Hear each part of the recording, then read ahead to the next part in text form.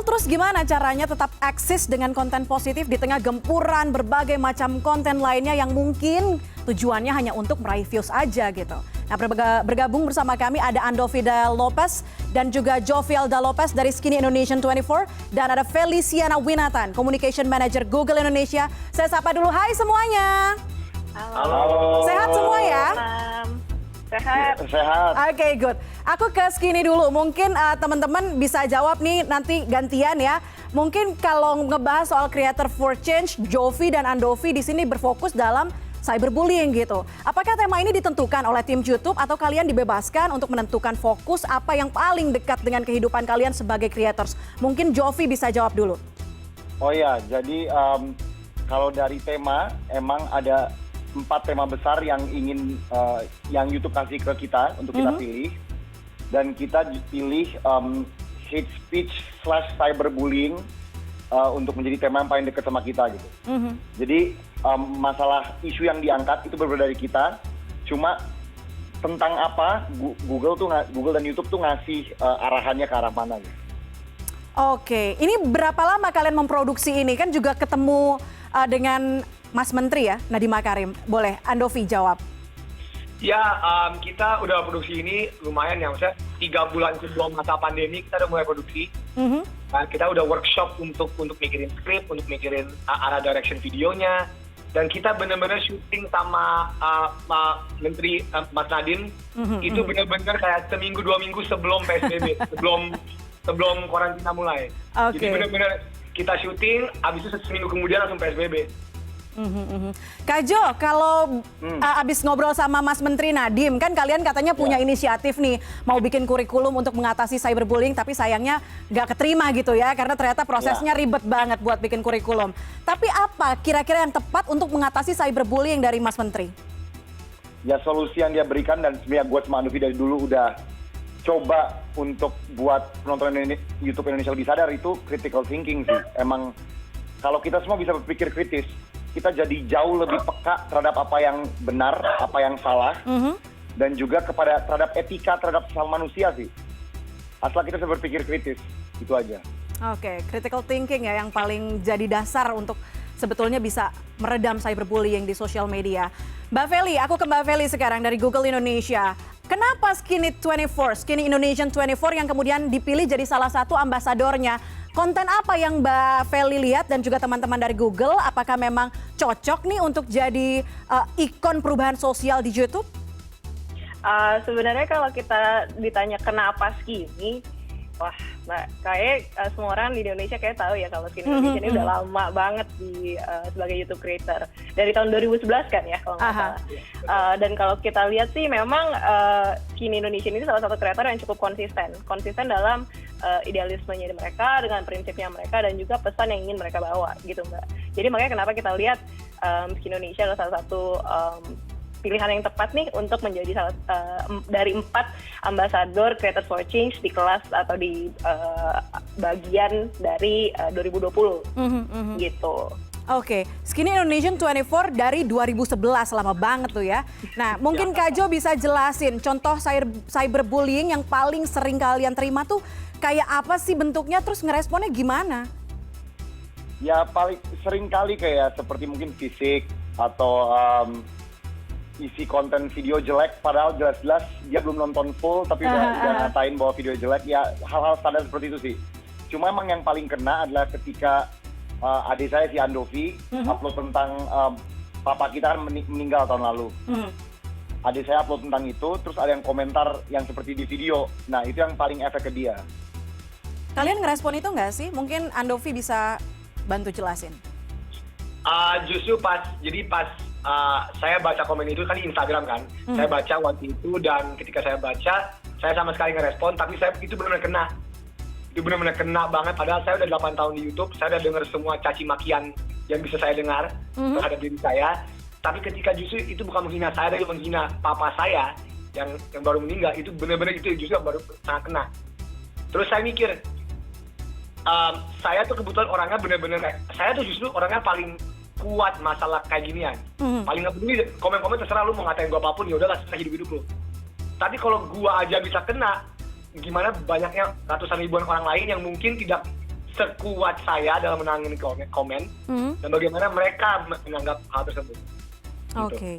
Mbak Feli, kita berbicara soal cyberbullying yang mungkin juga aku masih sering lihat belakangan di tengah pandemi, banyak banget yang bikin konten untuk memberikan informasi tapi ternyata bertabrakan gitu dengan opini masyarakat yang akhirnya menimbulkan cyberbullying. Tapi kalau dari YouTube sendiri gimana sih meminimalisir adanya hate speech kemudian cyberbullying di konten maupun di komentar?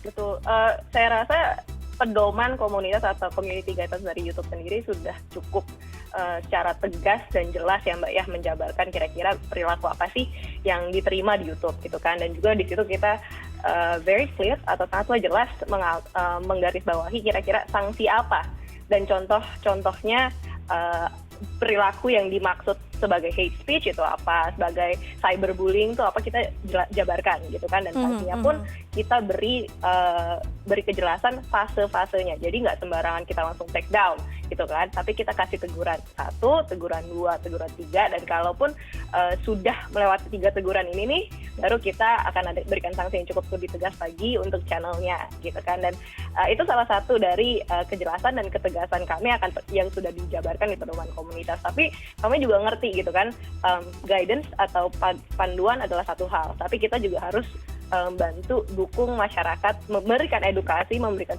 sosialisasi, contoh-contoh asli di masyarakat tuh yang ada tuh seperti apa, di komunitas YouTube tuh seperti apa. Dan makanya kenapa salah satu upaya yang kita lakukan adalah lewat Creators for Change ini. Jadi kita pengen mempromosikan atau mengamplifikasi atau menggaungkan lebih lagi suara-suara kreator-kreator yang kami rasa selalu konsisten, selalu mendorong perubahan di masyarakat. Nah, salah satunya adalah Creators for Change ambassadors yang seperti ada Skinny, ada Menjadi Manusia, ada Clarin Hayes, ada Mbak Nachwa gitu. Jadi memang ini salah satu upaya kita untuk mempromosikan atau memberikan edukasi ke masyarakat terlebih dari pedoman komunitas yang kita sudah punya gitu.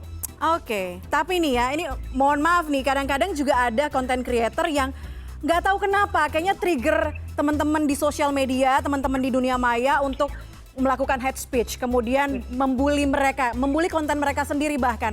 Agak bingung jadinya untuk kita para penonton, ini mereka mikir nggak sih, kreator ini mikir nggak sih memprediksi tanggapan-tanggapan dari warganet yang menonton hasil kreasi mereka di YouTube khususnya. Aku mau tanya ini sama Andovi, sama Kak Jo, tapi kita tahan dulu jawabannya. Kita akan balik lagi di CNN Indonesia Connected usai jeda, tetaplah bersama kami.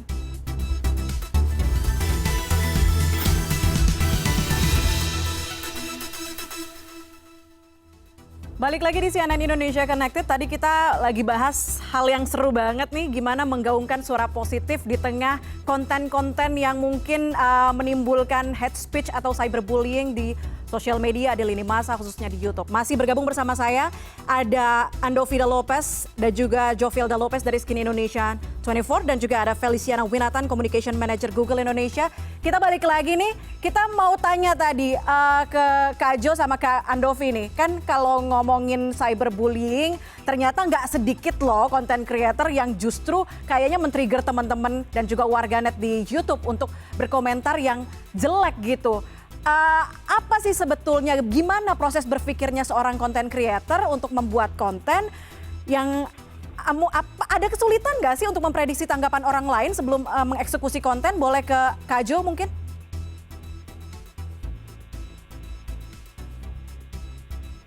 Oke, kayaknya Kak Jo harus aku tahan karena Kak Jo kita nggak bisa dengar suara Kak Jo. Aku ke Andovi, boleh dijawab?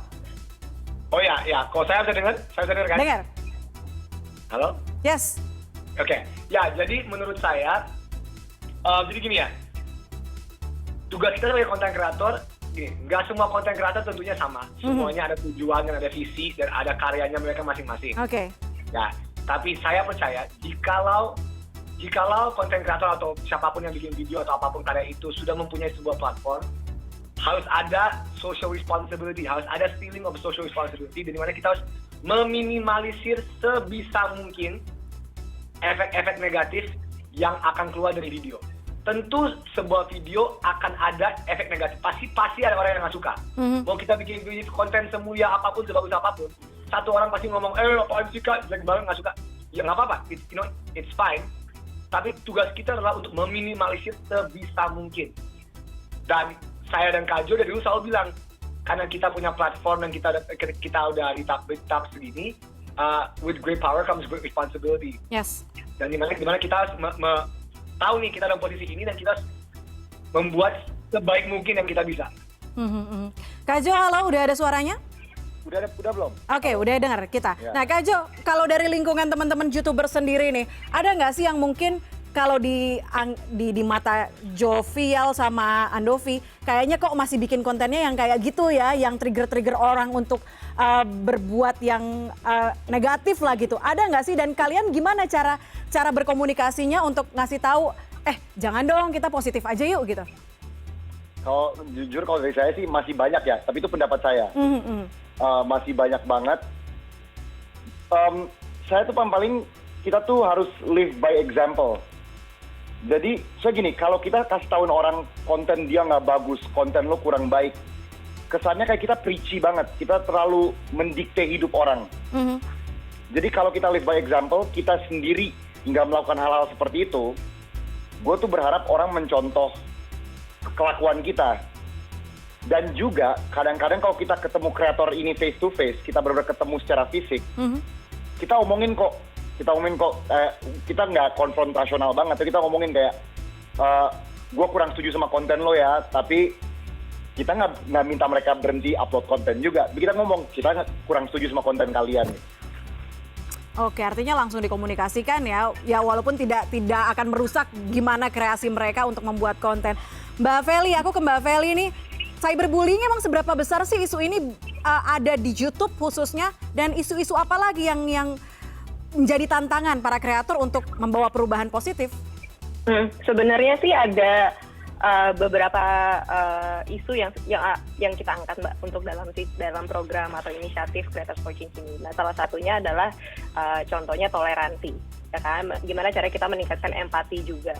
Dan mungkin yang kita baru-baru ini kita tambahin khususnya di tahun 2020 itu adalah women empowerment. Women empowerment ini bisa dalam artian atau juga komentar seperti isu-isu yang ada atau contohnya gender based violence atau kekerasan berdasarkan gender, itu satu. Dan kedua juga mungkin yang sekarang paling marak adalah cyberbullying, hate speech gitu kan, ekstremisme gitu. Dan jadi memang nggak terlepas dari itu aja sih, Mbak, tapi lebih ke ongoing social issues dan ini adalah salah satu kategori yang bisa kita kumpulkan atau kelompokkan, tapi tentunya pasti masih banyak isu-isu yang ada lainnya di luar sana gitu, dan cuman ini adalah beberapa kategori yang kita highlight untuk ini program ini. So. Oke, tahun ini ada 4 ambasador dari Indonesia, Creator for Change. Tahun-tahun sebelumnya kita tahu juga ada beberapa ambasador dari Indonesia, ada Cameo Project kalau kita ingat ya di tahun 2018. Tapi tahun sebelumnya ini agak beda kan, ada roadshow-nya, ada off-air event-nya, ada gimana caranya mengedukasi mahasiswa lah bahkan ya. Nah sekarang di masa pandemi seperti ini Mbak Feli, apa yang dilakukan YouTube dan juga Google Indonesia untuk memaksimalkan suara positif ala kreator konten ini ke masyarakat Indonesia secara luas? Ya tentu dengan juga program-program yang gini Mbak, ada sedikit perbedaan dari program Creators for Change 2020 ini. Salah satunya adalah selain kita berikan kebebasan untuk para ambasador yang baru ini untuk membuat video, tapi juga harus ada call to action. Jadi karena setiap mereka pasti punya isu atau punya ide terlepas dari video saja gitu. Gimana caranya kita membangun partisipasi masyarakat, dan apalagi keterlibatan masyarakat sangat penting ya these days gitu kan. Jadi makanya kenapa kami balikan lagi nih ke kreator untuk membuat program atau campaign mereka sendiri gitu kan, dari isu yang mereka ingin angkat. Jadi dari kami sendiri untuk Creators for Change ini programnya adalah dibantu atau didukung dengan kerjasama dari Uni Eropa, dari juga UNDP dan juga Love Frankie, Mbak. Jadi yang kita lakukan adalah kita memberikan pelatihan yang tadi Joe dan Andovi juga sudah bilang bahwa pelatihan selama 3 bulan untuk menggodok misalnya konten seperti apa sih yang mereka ingin angkat, atau isunya pun mereka bisa langsung dapat bertemu dengan pakar. Jadi para pakar dari LFM atau dari akademisi, jadi mereka langsung bisa brainstorm bareng, bisa duduk dan membahas gitu kan. Nah itu yang kita berikan pelatihan untuk ambasador-ambasador ini. Nah untuk lanjutannya makanya kenapa kita balikan ke kreasi atau kreativitas ambasador, untuk mereka pengen bikin program apa sih, atau mereka pengen bikin campaign seperti apa yang ada call to action-nya untuk melibatkan masyarakat. Nice. Gitu. Mungkin itu bisa dilanjutkan sama Andovi dan Jovi nih. Nah, mungkin bisa dilanjutkan dengan duo Skinny Indonesian 24 ini. Aku mungkin ke Kak Jo, tantangan creators untuk membawa perubahan positif di tengah keterbatasan. Kita sekarang lagi di masa pandemi.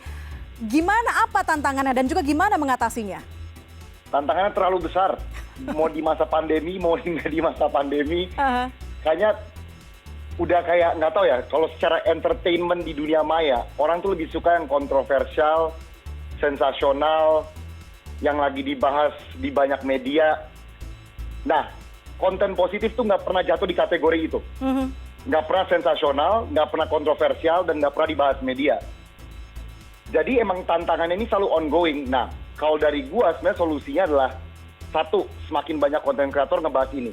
Gua nggak bilang bahwa semua orang harus menjadi suci, tiba-tiba 100% konten mereka adalah hal-hal seperti ini. Enggak. Sekali sebulan mungkin ngebahas hal yang lebih positif. Nah, kedua juga tanggung jawab media besar, media apapun, juga kadang-kadang mungkin di waktu-waktu prime time menayangkan hal-hal yang lebih positif. Soalnya ya itu yang dilihat orang adalah yang negatif terus. Jadi itu yang menjadi acuan bagi, tadi saya sempat bahas sama Feli, konten kreator baru ketika dia mau ngelihat apa nih kesuksesan, apa sih yang dibahas masyarakat, yang dia lihat, oh yang dibahas itu yang negatif terus. Jadi ketika saya konten kreator baru, tiba-tiba oh saya bikin konten yang negatif aja karena saya mau dibahas, saya mau dilihat orang. Nah, inilah PR kita semua sih untuk lebih meng-highlight konten-konten positif. Oke, artinya good news from Indonesia lah khususnya ya. Ini yang mungkin bisa disebarkan dari mass media dan juga teman-teman influencer yang menggunakan media sosial. Andovi, apa yang mungkin selanjutnya dilakukan sama Skinny Indonesian 24 untuk tetap menggaungkan suara positif di YouTube? Secara Plannya pribadi, apa nih? gue sama Kajo, apapun yang kita lakukan di masa-masa depannya, di waktu-waktu kedepannya, kita akan membawa apa yang tetap membuat kita resah, ya. Karena hal-hal yang membuat kita resah ini justru akan mendorong konten-konten yang positif. Karena kalau gue sama Kajo tiba-tiba ngomongin apapun yang lagi trending sekarang, kita sama sekali gak kena dengan hal tersebut. Jadi kita ngapain lakukan hal tersebut? Nah, kita akan sebisa mungkin mencoba dan gue nggak suka memberi contoh ya, karena siapa gue untuk memberi contoh. Tapi kita sebisa mungkin untuk kasih tahu, hey guys, this is also a way to do it loh. Nggak usah kita kontroversi loh. There is another way to do things. Ada cara lain untuk melakukan kegiatan content creating atau whatever di dunia internet. There's another way to do it. Nah, semoga dari itu orang-orang bisa lihat kok, oke, ini bisa kok, ini jalur yang lazim, ini jalur yang valid.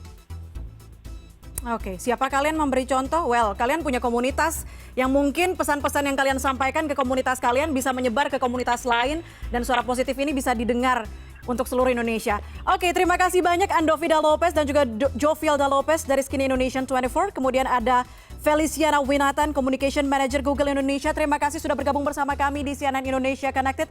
Terus gaungkan suara positif.